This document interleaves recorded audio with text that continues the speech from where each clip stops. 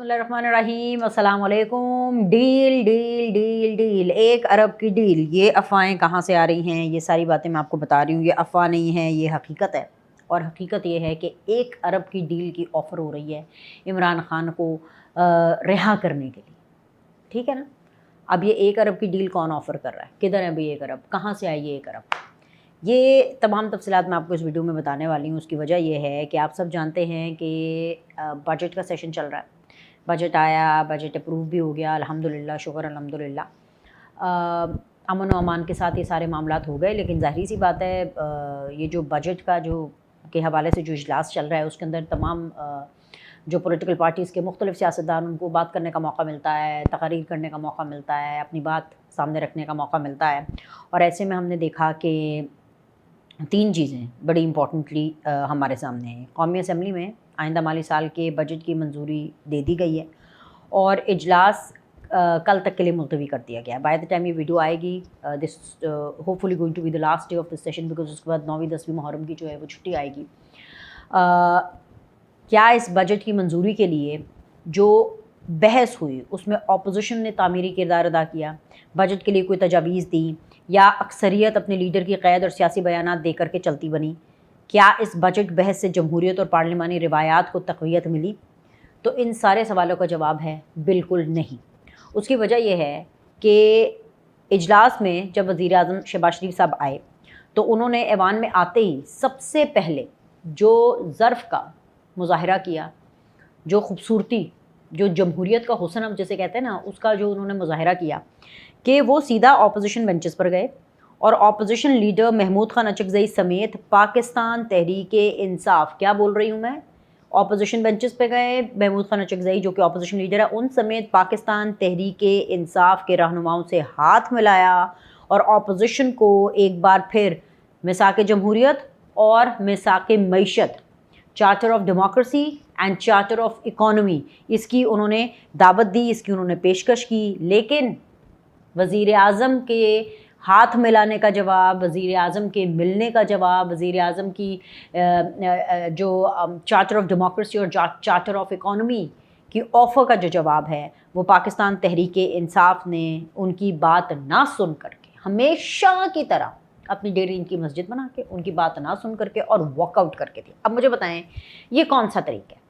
یہ کیا مطلب طوفان بدتمیزی ہے؟ یہ کیا واہیات قسم کی جو ہے یہ اسٹریٹجی ہے؟ واہیات میں آپ کو بتاتی ہوں کیوں۔ جب تقریر ہو رہی ہوتی ہے نا تو پاکستان تحریک انصاف کا ہے، ایم این ایز اٹھتے ہیں اور جی بڑی بڑی باتیں کرتے ہیں۔ ایک صاحب ہیں جی پی ٹی آئی کے، نام کیا لینا چھوڑے، کہتے ہیں جی 1 ارب کی ڈیل، جس کا میں ذکر کر رہی تھی، 1 ارب کی ڈیل، ہم آپ کو 1 ارب دیں گے کہ اگر آپ عمران خان کو جو ہے جیل سے باہر نکال دیں گے۔ او بھائی، ایاز صادق صاحب نے کہا کدھر ہے 1 ارب؟ کس کو دے رہے ہیں؟ سیدھی سی بات، ایاز صادق صاحب اسپیکر ہیں، very very very graceful man, very old and very seasoned politician, اور ان کو، ایاز صادق صاحب کو جو باقی سیاستدانوں سے موسٹلی جو باقی سیاستدانوں سے جو چیز مختلف رکھتی ہے یا مختلف کرتی ہے وہ ان کا ایک کول سٹائل آف ڈوئنگ پالیٹکس ہے۔ جسٹ لائک شہباز شریف صاحب، جسٹ لائک آپ کہہ لیں کہ ایک دم سے جذبات میں اتنے بہہ نہیں جاتے، ایک دم سے وہ لان تان کرنے والے سیاستدان نہیں ہیں، وہ اپنی گریس، ایک ڈگنیٹی بالکل برقرار رکھتے ہیں۔ خیر، this was just an added information which I wanted to give on Ayaz Sadiq صاحب۔ لیکن ایاز صاحب نے اپنا آج بھی جو وزن ہے وہ اور بھرم جو ہے وہ قائم رکھا، اور بھرم میں رہے، اس لیے بھرم میں رہے کیونکہ ایاز صادق صاحب کو بہت کچھ سننے کو ملا۔ آج بدقسمتی سے اپوزیشن نے آج بھی ایوان میں غیر سیاسی اور غیر پارلیمانی رویہ اپنایا اور حکومت اور اسپیکر قومی اسمبلی پر انہوں نے شدید تنقید کی۔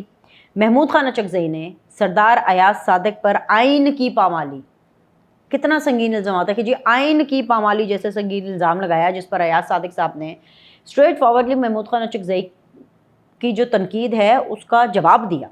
And I am very glad, میں آپ کو بتاؤں، میں پرسنلی بہت زیادہ گلیڈ ہوں کہ انہوں نے یہ جواب دیا۔ ایاز صادق صاحب نے سیدھی طرح کہا کہ بھائی اگر آپ ایوان میں کھڑے ہو کر کے افغانستان کی حمایت کریں گے، آپ پاکستان کے ساتھ نہیں، آپ افغانستان کے ساتھ کھڑے ہوں گے، آپ افغانیوں کی حمایت کریں گے، آپ افغانستان کی حمایت کریں گے، اس افغانستان کی، ان افغانیوں کی جن کی سرزمین سے پاکستان کے اندر سازش ہوتی ہے، پاکستان کے حوالے سے سازش ہوتی ہے اور پاکستان کے اندر جو ہے وہ اٹیکس کیے جاتے ہیں، ٹھیک ہے، آپ ان کی حمایت کریں گے اور پاک افواج کی مخالفت کریں گے تو وہ انہیں ضرور روکیں گے، وہ روکیں گے، وہ محمود خان اچکزئی صاحب کو روکیں گے. صرف محمود خان اچکزئی نہیں، وہ اگر پی ٹی آئی کے بھی بینچز سے اس طرح کی آواز آئے گی وہ اس کو بھی روکیں گے، اگر نون لیگ کے بینچز سے کوئی اس طرح کی آواز آئے گی وہ ان کو بھی بالکل ٹھیک ہے. ایاز صادق صاحب نے جو ایاز صادق صاحب نے کہا، ایاز صادق صاحب قدم بڑھائے، ہم آپ کے ساتھ ہیں، بالکل ٹھیک ہے. اگر میں ان کی جگہ ہوتی تو میں بھی یہ کہتی، میں یہ کہتی نہیں بلکہ میں کر گزرتی. میں آپ کو بتا رہی ہوں بیکاز ایاز صادق صاحب نے اپنی گریس برقرار رکھی. آئی ووڈ بھائی مجھے سیدھی سی آپ ایک بات بتائیں، اس ملک میں کچھ بھی ہو جائے، کچھ بھی ہو جائے، پہلے کا دور کچھ اور تھا. اگر آپ آج سے 4 سال پہلے 5 سال پہلے میرے خیالات سنتے تو بالکل الگ ہوتے، کیونکہ اس ٹائم کے جو آرمی چیف تھے، اس ٹائم کی جو فوج تھی، اس ٹائم کے جو ڈی جی آئی تھے، اس ٹائم کی جو اسٹیبلشمنٹ تھی، اس کو تو سیاست کرنی تھی اور اس طرح کی سیاست کرنی تھی کہ ان کا جو طریقہ واردات تھا سیاست کرنے کا وہ تھا کہ برنگ اٹ آن اور سامنے آؤ. جیسے وہ سیاست ایسے کرتے تھے جیسے بارڈر کے اوپر کوئی لڑائی لڑے ہیں کہ جی ہاں جی ہم نے کھل کر کرنی ہے سیاست، ہم نے کھل کر اور میں اس ٹائم پر بولا کرتی تھی کہ بھائی ان لوگ کو بھی ایک پولیٹیکل پارٹی بنانے دیں، بجائے اس کے کہ کسی اور پولیٹیکل پارٹی کے اوپر یا کسی اور ان آرگینک گروتھ والے لیڈر کے سر کے اوپر ہاتھ رکھتے ہیں اور پھر عوام کو کہتے ہیں کہ جی آپ اس کو ووٹ کریں اور like you know whatever has been happening in Pakistan since so many years. تو تب میرے یہ خیالات تھے اور رائٹلی سو، میں ان خیالات پر ابھی بھی قائم ہوں اور میں ابھی بھی اس کے اوپر سٹینڈ کرتی ہوں. لیکن اس دفعہ کی اسٹیبلشمنٹ فرق ہے.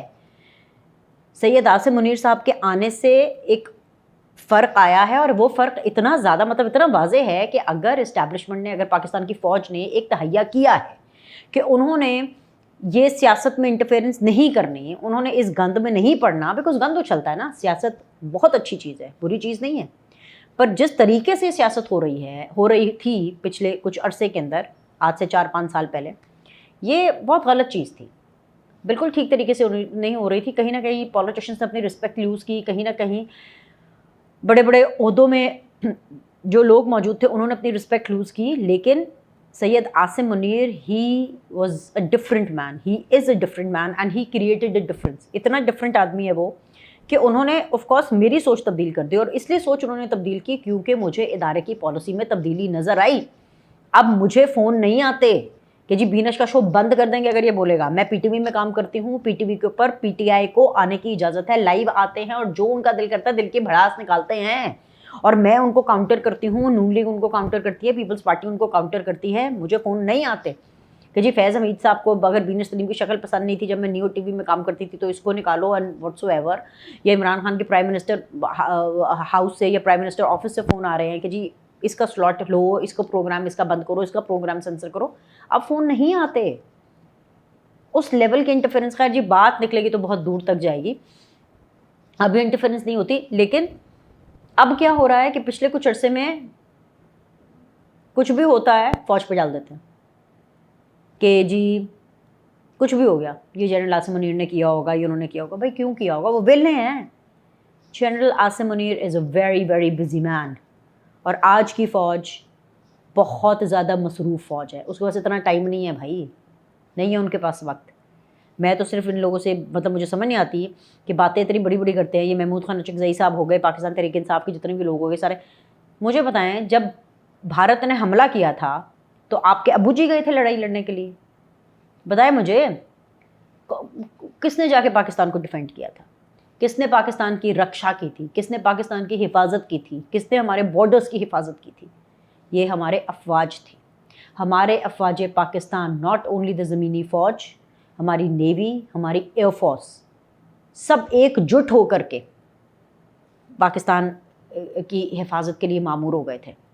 پھر یہ باتیں کرتا ذرا سا کچھ ہو جائے تو جی یہ فوج کے اوپر چیزیں ڈال دیتے ہیں. بڑی سیدھی سی بات ہے، بڑی سیدھی سی بات ہے کہ مجھے یہ دیکھ کر کے بہت آپ کہہ لیں کہ غصہ بھی آیا اور ہنسی بھی آئی. مکس تھا کہ عظمیٰ خان ہیں جو عمران خان کی بہن ہیں، وہ کہتے ہیں جی آج کل یہ مذاکرات ثالثی کرا رہے ہیں تو دہشت گردی نہیں ہو رہی.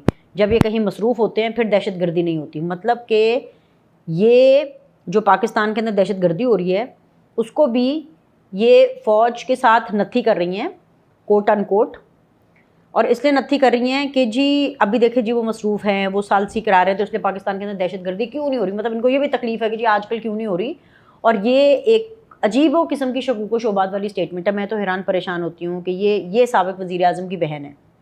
کیا سابق وزیر اعظم کی بہن ایسی ہوتی ہیں؟ کیا یہ کہتی ہیں وہ؟ کیا ملک کا اپوزیشن لیڈر ایسے ہوتا ہے؟ محمود خان اچکزئی، میں حیران پریشان ہوں کہ ان کو ملک کا اپوزیشن لیڈر جو ہے وہ بنایا کس نے ہے. بہت ہی زیادہ یہ سیدھی سی بات ہے کہ کیسے بن گئے یہ، کس طرح سے بن گئے ہیں اپوزیشن لیڈر ملک کے، کہ جو کہ ملک کے بارے میں اس طریقے سے سوچتے ہیں کہ ان کو پاکستان سے زیادہ افغانستان کے ساتھ ہمدردی ہے، ان کو افواج پاکستان سے زیادہ کسی اور کی فوج کے ساتھ ہمدردی ہے. ان کو اب میں کیا بولوں یار، میں کیا بولوں، مطلب ان کو تو خود یہ احساس ہونا چاہیے کہ ایک آدمی جس کا نام عمران خان تھا وہ دوپٹے پہن کے ہر جلسے میں محمود خان اچکزئی بنا ہے. یہ وہی آدمی تھا جو کہ مولانا کو ڈیزل کہتے تھے. اور ہاں ابھی چند دنوں پہلے مولانا صاحب بھی اسمبلی میں کھڑے ہو کے کہہ رہے تھے کہ جی ہاں جی نکال دو عمران خان کو. بھائی یہ تو اس طرح باتیں کر رہے ہیں نکال دو کہ اس ملک کے اندر کوئی آئین اور قانون نہیں ہے، کوئی جو ہے بالادستی نہیں ہے، مطلب یہ کورٹس کے میٹر ہیں، یہ قانونی میٹرز ہیں، یہ قانون کے طریقے سے سارٹ آؤٹ ہوں گے. اسمبلی میں کھڑے ہو کے ایاز صادق کے ایک قلم سے یا جنبش قلم سے ایسے تھوڑی ہوں گے کہ ایگزیکٹو آرڈر سے ان کو باہر نکال دو. وچو ہر کوئی ایگزیکٹو آرڈر مانگ رہا ہے. اندر سے پاکستان تحریک انصاف بھی یہ کہہ رہی ہوتی ہے کہ جی ہم ڈٹ کے کھڑے ہیں، ہمیں تو کوئی ڈیل نہیں چاہیے، ہم کوئی نواز شریف ہیں جو ڈیل کریں، ہم کوئی زرداری ہیں جو ڈیل کریں. اندر سے تو اسمبلی کے اندر کھڑے ہو کے کہہ رہے ہوتے ہیں ایک ارب کر لیں ڈیل ہو جائے گی. اور اس کے علاوہ علیمہ خان نہیں کہہ رہی ہوتی تھی بتائیں، ہم تو کہتے ہیں، ہم تو پوچھتے ہیں جی بتائیں ہم ایسا کیا کریں کہ جی ہماری آپ ملاقات کرائیں گے اور آپ ہمارے بھائی کو باہر نکالیں گے. یہ انہوں نے کہا تھا کہ نہیں کہا تھا؟ تو اس قسم کی جو ہے یہ ساری صورتحال چل رہی ہے. ایک اور بڑے مزے کی بات جو میں نے آپ تک پہنچانی ہے وہ یہ ہے کہ وزیر اعظم صاحب بھی جو ہیں، اس لیے میں پہلے میں آپ کو بتا دوں یہ مزے کی بات کیوں ہے، کیونکہ شہباز شریف صاحب کو میں نے بہت کم اتنا ناراض دیکھا ہے. وہ بھی بڑے کمپوزڈ اور بڑے گریسفل پولیٹیشین ہیں. اور شہباز شریف کا اپنا ایک سٹائل ہے، وہ ڈیلیورنس میں زیادہ بلیو کرتے ہیں. He is like one man army, کہ آپ ان کے ذمہ کوئی کام لگا دیں اور وہ پھر دن رات ایک کر دیں گے شہباز شریف صاحب اس کام کو پورا کرنے میں. اور ان کو میں نے خفا بہت کم دیکھا ہے. مطلب اگر غصے ہوتے ہیں تو اسی چیز پر ہوتے ہیں کہ جیسے اگر انہوں نے کسی اپنے وزیر کو یا انہوں نے کسی کو اگر کوئی ٹاسک سونپا ہو اور وہ ٹاسک پورا نہ ہو تو بہت ناراض ہوتا ہے. لیکن اس قسم کے معاملات میں میں نے ان کو خفا ہوتے، غصہ ہوتے، ناراض ہوتے میں نے بہت کم دیکھا ہے. لیکن آج وہ بھی بڑے افسردہ تھے، افسوس کا اظہار کر رہے تھے کہ بھئی جس قسم کی باتیں یہ پارلیمنٹ میں ہو رہی ہیں، جس قسم کی یہ جو صورتحال چل رہی ہے، اور پریشان تھے اور غصے تھے. اور پریشان اور غصہ ہونا ان کا جائز بھی ہے، کیونکہ ظاہری سی بات ہے ہمارے ملک میں آج ایک مہمان آئے ہوئے ہیں جن کا نام تھا ایرانی صدر، اور ان کی موجودگی میں وفود کی سطح کے اوپر جو ہے وہ ملاقات ہوتی ہے. اور پورا پاکستان ایک یونٹ بنا ہوا ہے، ایک یونٹی کا مظاہرہ کر رہے ہیں. اور ایسے کے اندر آپ پارلیمان کے اندر اس قسم کی باتیں کریں. 2018 کی الیکشن کی تحقیقات کر لیں، کیا ان میں جادوگری نہیں ہوئی؟ بکسے نہیں بھرے گئے؟ پٹے پہنا کر لوگوں کو اسلام آباد نہیں لایا گیا؟ اگر وہ حکومت جائز ہے تو یہ حکومت بھی جائز ہے. تحقیقات کا شوق ہے تو 2018 سے کرتے ہیں، بات نکلی تو بہت دور تلک جائے گی. یہ آج ہمارے پرائم منسٹر، میرے پرائم منسٹر، پاکستان کے پرائم منسٹر میاں محمد شہباز شریف صاحب نے پارلیمنٹ کے اندر یہ تمام باتیں کی. بات بالکل ٹھیک کی ہے. تو میں تو کہوں گی شہباز شریف صاحب قدم بڑھائیں، ہم آپ کے ساتھ ہیں. 2018 کی پھر تحقیقات ایک دفعہ لگے ہاتھوں کرا لیتے ہیں، 2018 کی بھی کرا لیتے ہیں اور 2024 کی بھی کرا لیتے ہیں کہ once and for all done and dusted یہ مسئلہ تو حل ہو، ہر چیز حل ہو جائے گی. گلگت بلتستان میں دیکھیں نا، سب کچھ ہو گیا، بہت اچھے طریقے سے ہو گیا. یہی جمہوریت کا حسن ہے. اس کو آپ دانش مندی بھی کہہ سکتے ہیں، عقل مندی بھی کہہ سکتے ہیں. This also tells one thing جس کے اوپر میں اس ویڈیو کو ختم کرنا چاہتی ہوں، کہ جو آنے والے مہینے یا سال ہیں وہ اسی قسم کی سیاست کو ہیں. زیادہ اگریسو سیاست نہیں چاہیے، ایکسٹریم سیاست نہیں چاہیے، کیونکہ اگریسو ہونے میں، ایکسٹریمسٹ ہونے میں پاکستان کا بہت زیادہ نقصان ہوا ہے.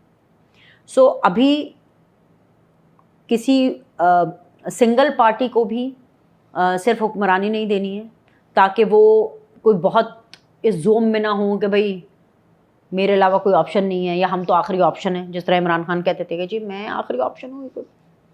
پھر آپشن نکلے نا.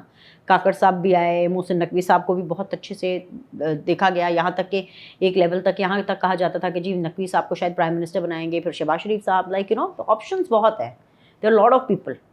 تو بیسیکلی ایک پرو پاکستان اپروچ لے کر کے آگے بڑھنا ہے, پولیٹیشنس کو بھی, سیاستدانوں کو بھی, پولیٹیکل پارٹیز کو بھی, تاکہ پاکستان کا فائدہ ہو, پاکستان میں منصوبے لگے, پاکستان میں پیسے آئیں. ٹھیک ہے نا. ابھی کے لیے اتنا ہی, بات لمبی ہو گئی, کوئی بات نہیں, جو باتیں رہ گئی اگلی ویڈیو میں کر لیں گے. ابھی کے لیے لائک کریں, سبسکرائب کریں, پھر ملتے ہیں.